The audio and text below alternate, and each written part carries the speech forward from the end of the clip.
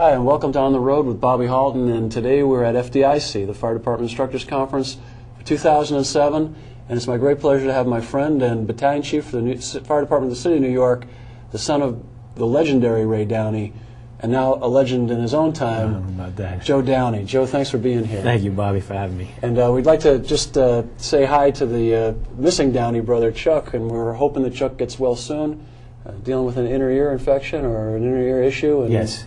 We hope that Chuck's back up on his feet soon and back to work where we need him. Yes, and he'll be back here next year. He was disappointed he couldn't make the trip. Well, we always like having both of you here for the Courage and Valor Foundation, which is in Chief Downey's name, that we do here at FDIC. And Chuck and Joe are always gracious enough to come out and help us present. And this year it went to Lieutenant Howard Carpluk. Yeah, it was a little more emotional. It's a great award to start out with, but to have a brother firefighter from FDNY and his family come out to accept it, a little closer to home and a little closer to the heart. Yeah.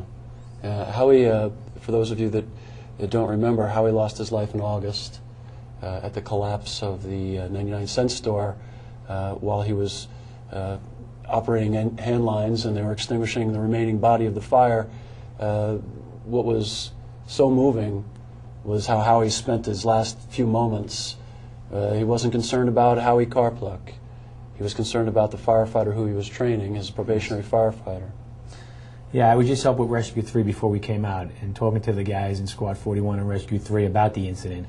And they were taken back by his courage at that situation and the condition that he was in and what he wanted to do. They worked hand in hand with him, trying to have him stop working, and he refused at the time. I guess he was just in that mode of trying to help his probie. Yeah, and in that way, when we spoke on the phone, Chuck and Joe and I, when we go through this process, just really reminded us of Ray Downey and you know, your dad, for all of us that knew him, you know, and just absolutely held on to every word he ever said. When I read that, it just reminded me of your dad. And you know, your dad was at Oklahoma City. Your dad was everywhere that the world ever needed him. Northridge. It didn't matter to your dad where it was. When they called for help, Ray Downey would back up his bag, and there he was. Sure. And just a remarkable guy. So how are things going now with the FDNY? Where are you working these days, Joe? I'm in the Rescue Battalion, which is part of the Special Operations Command, where my father was working out of before he was killed. Things are going good. The job has kind of stabilized. As anything else, we're rebuilding. I think we've gone not to the point we want to be at yet, but we've trained our squads and our rescues. The manpower has increased. The training has been great. So I think the FDNY is in good shape right now. Yeah, we know the FDNY is always going to be in great shape. It's probably the world's greatest fire department. You know, I mean, there's very little argument there. And a lot of guys don't know, and a lot of young firefighters might not know, the current rescue program, and in large part the rescue system that you see in the New York City Fire Department, our USAR program, was the work of your dad. Yeah, back in 1989 when they were building the federal program, he was heavily involved. And he brought some of his experience, a lot of his experience from the FDNY to the national level. And it's nice when I go around, I'm part of the system, I'm a task force leader for New York Task Force 1, and seeing the individuals from other states that have worked with him on the program and getting the feedback as I do with you, how they admired him for his hard work and his talents. It's nice to do, be part of it. I was very fortunate. We had a connection, your dad and I. He had known my uncle who was killed in the line of duty in New York.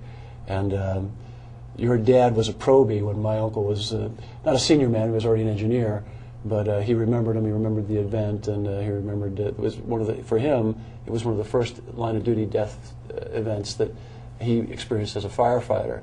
And so we had that kinship, and then he knew the family.